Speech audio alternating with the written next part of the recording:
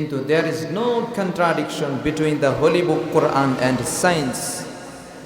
পবিত্র ধর্মগ্রন্থ কোরআন এবং বিজ্ঞানের মধ্যে কোনো ধরনের কন্ট্রাডিকশন নেই, বরং বিজ্ঞান দিন দিন যত উন্নতি সাধন হচ্ছে ততই কোরআনে কারীমের কাছে ভিক্ষার থালা নিয়ে হাজির হচ্ছে। ঠিক কিনা বলেন?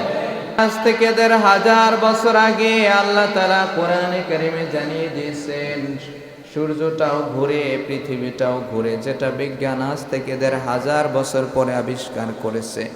বিশ্বনবীর জলিলুল কদর সাহাবী হযরতে আবু যর গিফারী রাদিয়াল্লাহু তাআলা আনহুকে নবীজি একদিন জিজ্ঞাসা করলেন, আতাদরি আইনা তাযহাবু, ও আবু যর তুমি কি জানো এই সূর্যটা তুমি প্রত্যেকদিন দেখো পশ্চিম আকাশে অস্ত যায়, পশ্চিম আকাশে গিয়ে সূর্যটা ডুবে যায়।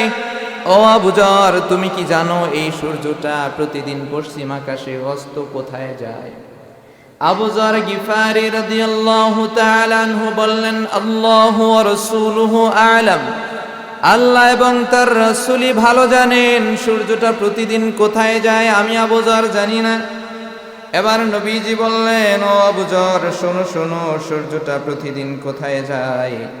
فإنها تذهب حتى تسجد تحت العرش।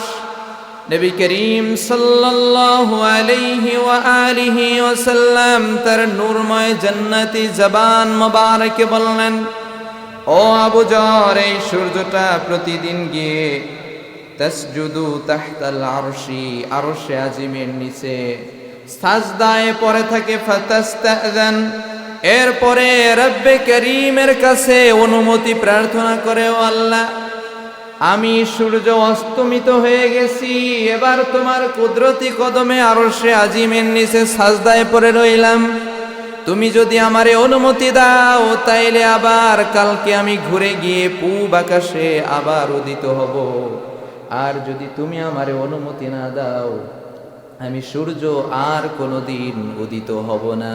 বলেন সুবহানাল্লাহ। তার মানে সূর্যটা প্রতিদিন পশ্চিম আকাশ থেকে আবার ঘুরে পূর্ব আকাশে উদিত হয় আল্লাহ যখন অনুমতি দেয়।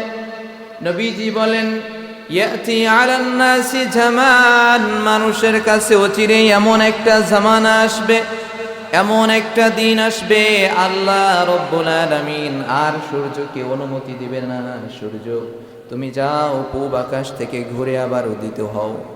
এই অনুমতি একদিন আল্লাহ দিবে না, কিয়ামতের আগে সেই দিন সূর্যটা পশ্চিম আকাশে উঠে যাবে।